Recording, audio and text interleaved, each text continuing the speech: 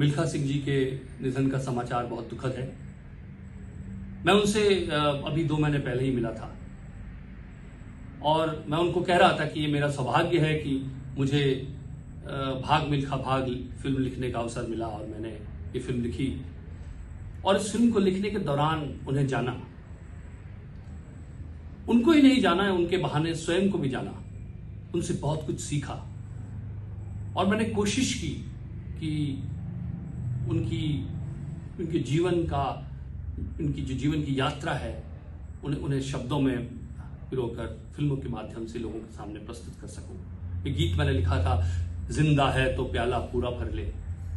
कंचा फूटे चूरा कांच कर दे, जिंदगी का ये घड़ा ले, एक सांस में चढ़ा ले, हिचकियों में क्या है मरना, पूरा मर ले। शायद कहीं मिल्खा सिंह जी की ही जो जीवन के प्रति उनका रुख था उससे ये प्रेरित था। और लेकिन जो गीत मुझे बहुत प्रिय है और मुझे लगता है मिल्खा सिंह जी की जो सकारात्मक उनकी ऊर्जा थी उसे बताता है, वो है दांत से काट ले बिजली तार, दांत से काट ले बिजली तार, चबा ले तांबे की झनकार, फूंक दे खुद को ज्वाला ज्वाला, बिन खुद जले न होए उजाला।